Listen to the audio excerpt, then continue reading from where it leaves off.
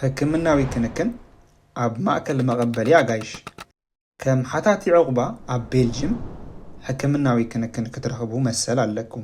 ነዚ ድማ ኣብ ሕክምናዊ ኣገልግሎት ናይዚ ማእከል መቐበሊ ኣጋይሽ ክትረኽብዎ ኢኹም። ተጸሊእኩም ድዩ ወይ ሓደጋ ኣጋጢምኩም ድዩ ክንሕግዘኩም ኢና። ሕማቕ ይስማዓኩም ኣሎ ከምኡውን ክትዛረቡ ትደልዩ ዲኹም ክንሰምዓኩምን ናይ ስነ ልቦና ሓገዝ ክንህበኩምን ኢና።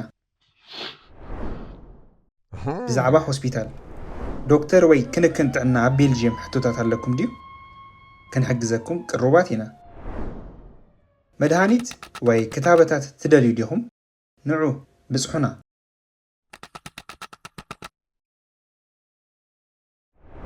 ንመርመራ ናብ ሆስፒታል ወይ ክኢላ ፍሉይ ዶክተር ክትኸዱ ትደልዩ ዲኹም ከምኡ እንተኾይኑ ቆፀራ ክንሕዘልኩም ኢና።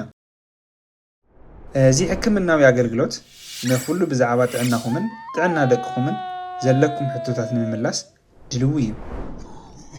ናብዚ ሕክምናዊ ኣገልግሎት ክትመፁ ትደልዩ ዲኹም ከምኡ እንተኾይኑ ቆፀራ ክትሕዙ ይግባኣኩም። ኣብ ናይ ስራሕ ሰዓታት ጥራይ ኢና ንኸፍት።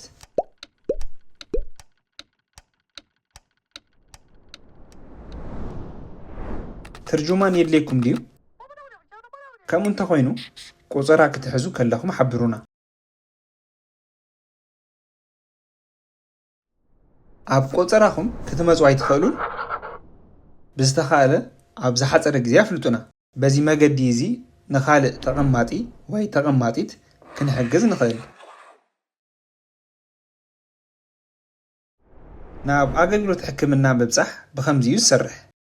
ነርስ ገለ ሕቶታት ክትሓተኩም ወይ ክሓተኩም እዩ ወይ ምያ ከምኡውን ከመይ ከም ዘለኹም ንምርዳእ መርመራ ክተካይደልኩም ወይ ከካይደልኩም እዩ። ብድሕሪ እዚ ነርስ ብኸመይ ክንሕግዘኩም ከም እንኽእል ክትውስን ወይ ክውስን እዩ።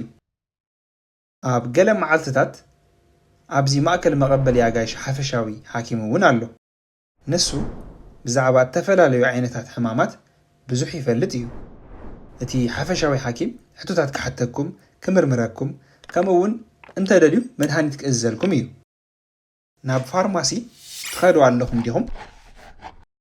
ካብ ዶክተር ዝተዋሃበኩም መእዘዚ መድሃኒት ምሳኹም ተማልእዎ።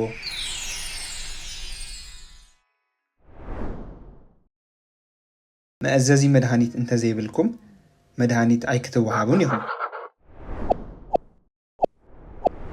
ንዶክተር ወይ ነርስ እትነግርዎ ኩሉ ነገር ሚስጢራዊ ኮይኑ ክተርፍ እዩ።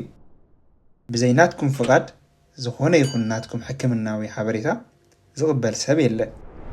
ናብቲ ኣብዚ ማእከል ዝርከብ ሕክምናዊ ኣገልግሎት ንእትገብርዎ ምብፃሕ ገንዘብ ክትከፍሉ ኣየድልየኩምን እዩ።